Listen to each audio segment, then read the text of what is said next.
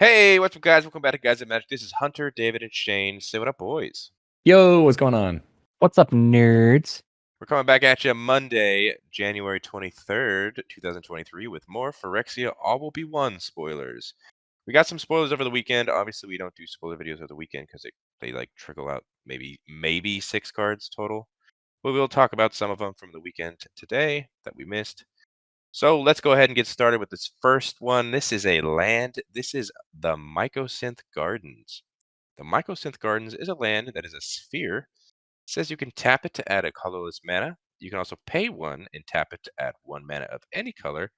And it has another ability we can pay X, tap it, and the Mycosynth Gardens becomes a copy of target non-token artifact you control with mana value X. So it can become any artifact you want. That's not token. Way to break that, right? Seems that way. What do you think, Dave? I like this a lot. This kind of reminds me of Mirage Mirror, but I mean it's stable onto a land. Given that this is a little bit more restrictive and you're gonna have to pay a lot more mana to do so potentially, but I think this is a cool card. So yeah, this just becomes an artifact and just no longer a land. It's just an artifact from then on. Choose wisely. I mean that's still pretty cool. It's a flexible ability on a land. Yeah, you want 2 Soul Rings? I do want 2 Soul Rings. Turn 1, play a mana, play a Soul Ring. Turn 2, play this, get another Soul Ring. Granted, you don't get to use the second Soul Ring immediately because you have to tap this, but Yeah, still and incredible you ability. also had to pay to make it the thing. But I don't know. I think it's cool. I Yeah. don't think it's like super. I don't know. I'm gonna say I don't think it's super impactful, but I definitely see that like there's gonna be some times where it's like, and I'm comboing off with this card. Yeah, I This can see is that too. definitely a combo card. Yes, I think this sir. will see an incredible amount of play in EDH. I think this card might actually be pretty expensive in terms of money wise. I feel like the opposite. I feel like its ability is so niche that maybe it stays outside of that. I'm gonna say end of the road, it'll be like $5-6. We'll see.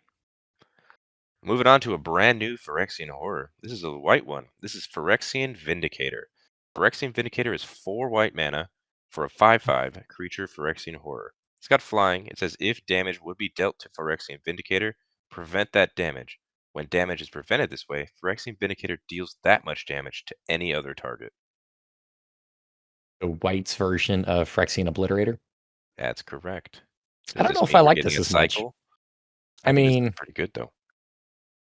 yeah, it's still a good card. Don't get me wrong, but dealing 5 damage over making your opponent's never mind. I don't want to say dealing 5 damage, but dealing damage over making your opponent sacrifice things. Yeah, I get the black one's really good, but this is still a really good card. 4 mana for a 5/5 flyer, just on itself is incredible. The 4 white pips out there, I feel like this has to 100% be in like a mono white deck. Do you think that this has like legs? Yeah, mono white deck, absolutely. Cards nuts.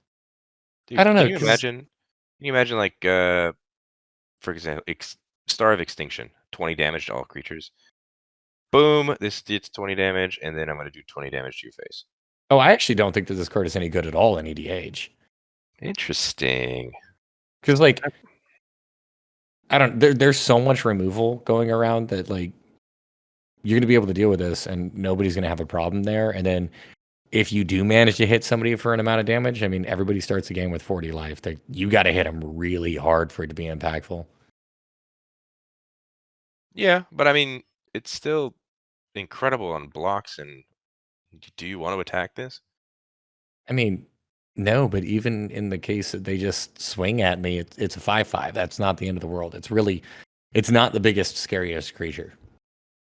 Mono white gets so many fun toys in standard, dude. So does mono black. Huh? So does mono black. Mono black has That- been That's true, I guess. the golden goose for a while now. It's mono black. But yeah, Phyrexian Vindicator, big fan. Do you think we're gonna get a full cycle of this? I do not. No. All right. Well, we got 2 4 so pips far. each color, that'd be crazy, dude. Yeah. I don't know. It's just that this coming out of Mythic that eats up a lot of the Mythics in the set for us to get a full cycle. Yeah, that's true. Moving on to a artifact that we were talking about earlier before this video is Ichormoon Gauntlet. Ichormoon Gauntlet is 2 and a blue for an artifact.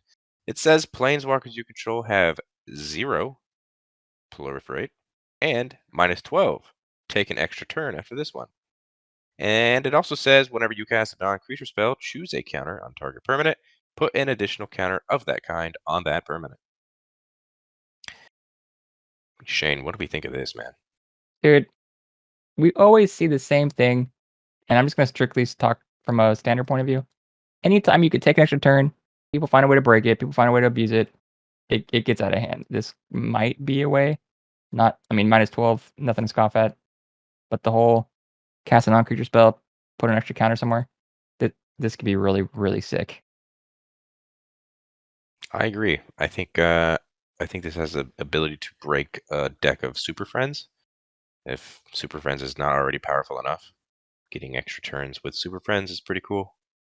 So we'll see. That part might be a win more text, but I think the bottom's pretty relevant. Oh, absolutely. Don't get me wrong. Anytime you cast non-creature spell, you get to choose. But it is only like a one thing, right? You get to choose one thing. It's not proliferate where you get to do everything. Just No. one thing. So it is It's limited true. by that. David, go ahead and speak what you think. I mean, it's an engine, but at the same time, I'm actually not super high on this card. I think the first part where it gives the planeswalkers additional 2 loyalty abilities, they're cool. I like the proliferate ability because obviously, I mean, if you have multiple planeswalkers, that's dope. They're going to be like skyrocketing in terms of loyalty. The -12, I know it says take an extra turn after this one, but 12 is such a huge amount of loyalty that I feel like you have to be basically in a Super Friends deck in order for you to be able to kind of like get this to pop off there. The powerful part of the card is obviously like the second portion where you can be ticking up those counters. So I don't know. I could see this being in maybe like an oil counters matters deck in EDH. I'm sorry, not in EDH, in standard.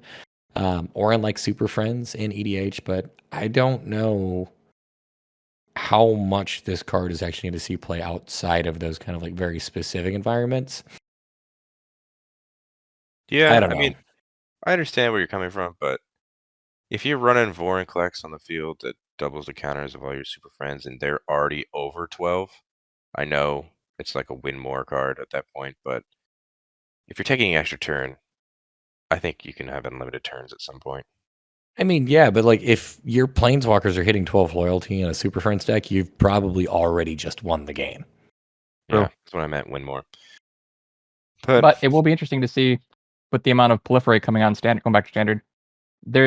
It's it might not be uncommon for you to have 1 or 2 planeswalkers in standard, be able to proliferate both of them and then cast spells. You could take up a planeswalker by like 5 in a turn up or something crazy, I bet. Oh yeah, and that's definitely something that like this card can do, and that's why I say it's like it's powerful, but it's niche. It's got like a very specific lane or two that it really wants to play in, but outside of that, I think its power drops off pretty considerably. Yeah. Well, Shane, speaking of proliferate, let's talk about this next card. This is Tekuthal Inquiry Dominus. Tekuthal Inquiry Dominus is 2 and 2 blue for a 3/5 legendary creature, Phyrexian Horror. It's got flying. It says if you would proliferate twice instead. It also has another ability where you can pay 1 and 2 Phyrexian blues. If you didn't know what that means, you can either pay 2 life or a blue mana. It says remove 3 counters from among other artifacts, creatures, and planeswalkers you control. Put an indestructible counter on Tekuthal Inquiry Dominus. So we have a blue Dominus, like the white Dominus that we saw was the token doubler. This, I believe they confirmed, is a cycle. Well, then they're definitely not going to have 2 cycles of legendaries. The other one This wasn't is- legendary. This is Oh, the sorry. Mythos. this is the last of the cycle, right? I think they only showed off the 2. What do you think about the proliferating twice, David? I don't know. Blue obviously is like shaping up to be the proliferate kind of premier color. I really want to be able to use with the oil counters, but I feel like the oil counters deck, I don't know if it wants to really be heavy in blue. Maybe blue is like a secondary or tertiary color. Maybe. I think that's a powerful effect, though.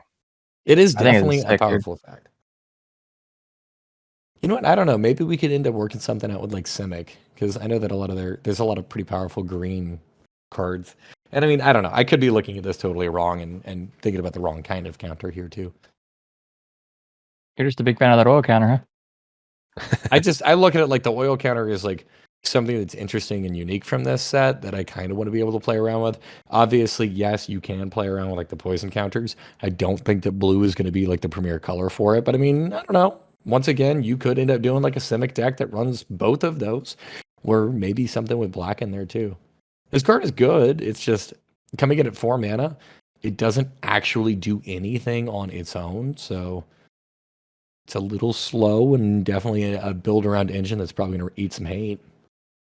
Oh, definitely. I think putting this in the right deck too, like say for example, Atraxa, the old one, would be fantastic. True. Is there any proliferate in Gethrod? Because it's a horror, dude. There is not, Bummer. fortunately, but I'm sure we can make it. Yeah. Because this guy would be sick on that. Definitely. I mean, I just think like any of the experience counters, commanders as well, that would be pretty cool. Yeah, Did man. the last Dominus get a indestructible counter, or did it just get indestructible? All of them had the same bottom text. Got it. Okay. I remember seeing that part. Yep. Well, What's going on in the artwork? Not the same bottom text. The white one says sack 2 other artifacts to give it indestructible. That's what I'm saying. So this is a counter then. It was Is an that better? indestructible counter. No, it was an indestructible counter. Sorry. Oh, okay. You're But I'm confusing just me. saying. Okay. I'm just saying. They give indestructible counters. Got it. But yeah. What about What's the going art, on with dude? the artwork here? He's playing around with Urabrask and Foreign Klex. Well, he's dominate. He's playing with his Dominus, toys, dude. okay? I mean, those, I don't know. Those would not be working under him. He would be working under them. Maybe they're fighting over who gets to take control of them. Well, why is he 15 feet above them? Yeah. He's just in waiting. I don't know. Okay. So many questions.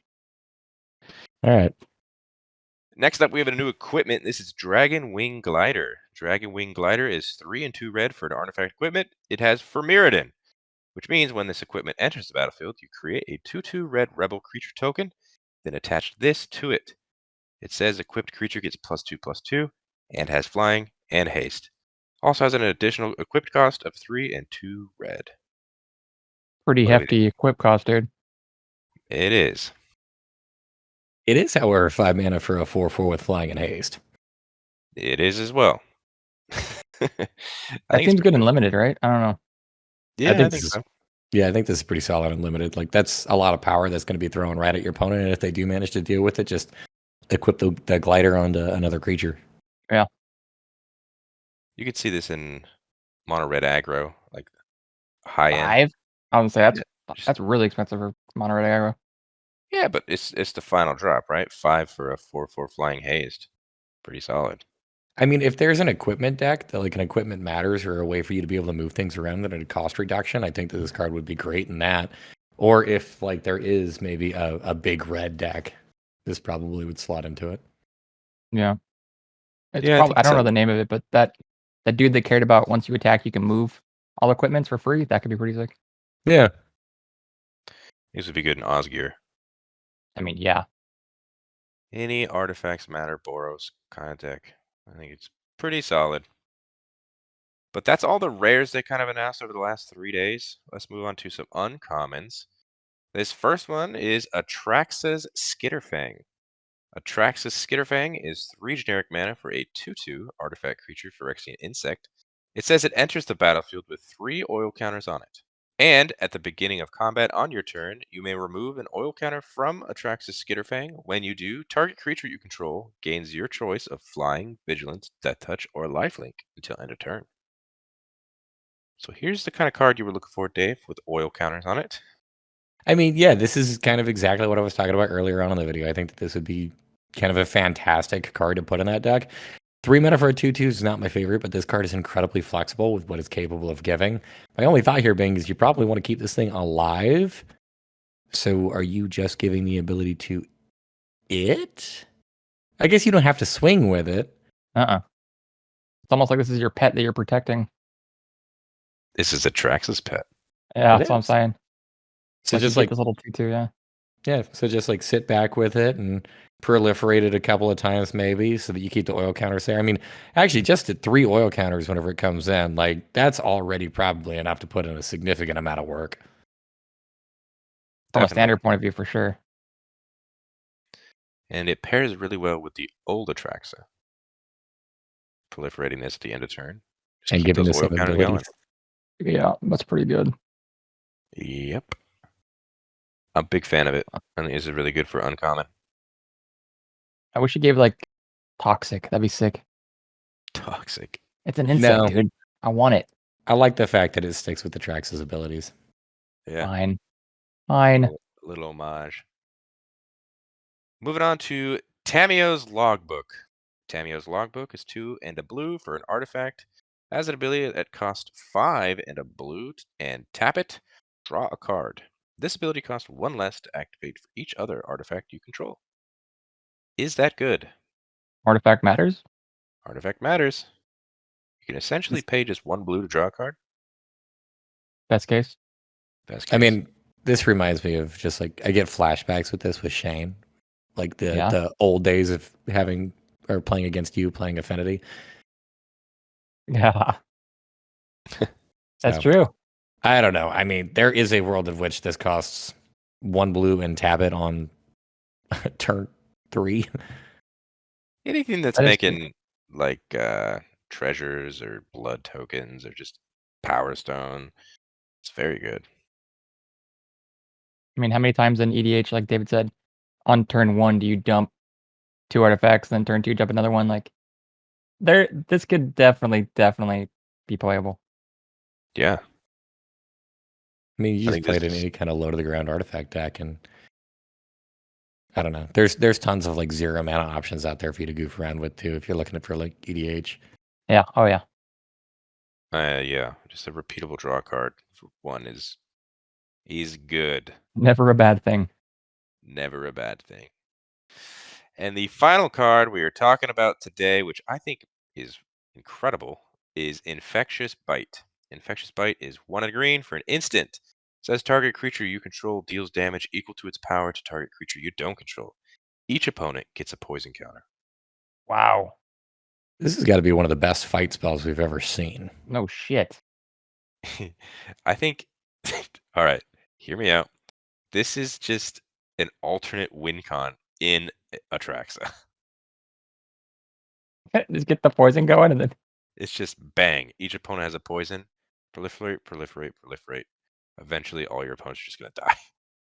this is better than a fight, right, David? Because it's just dealing damage that's not gonna hurt your creature.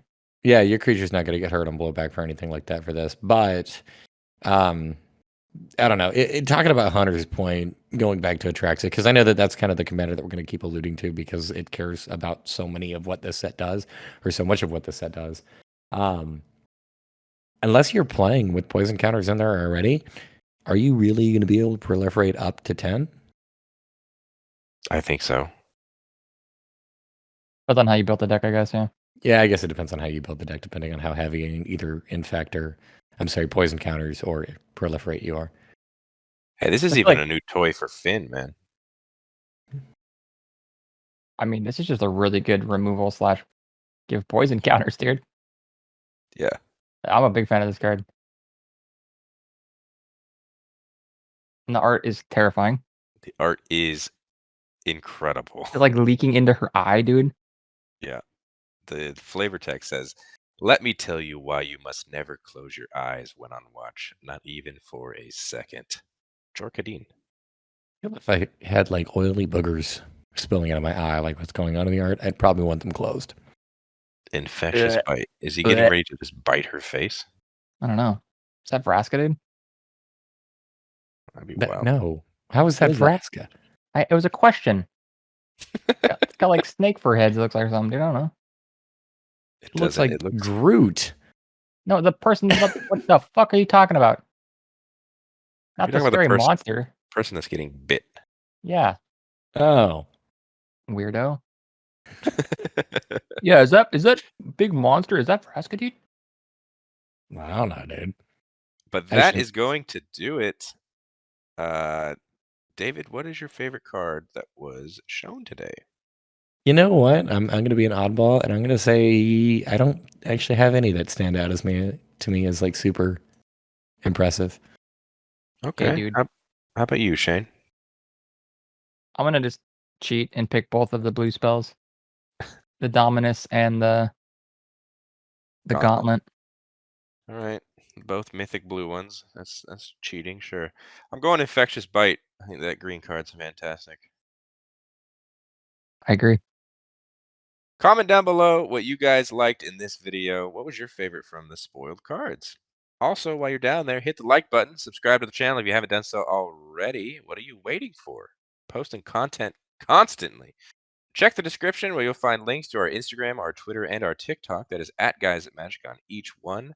Especially our Instagram, where we post not only the cards you see in this video, but every single card spoiled throughout spoiler season, if you want to stay up to date. And until the next video, hope you guys have a great rest of your day. Peace. Later. Bye.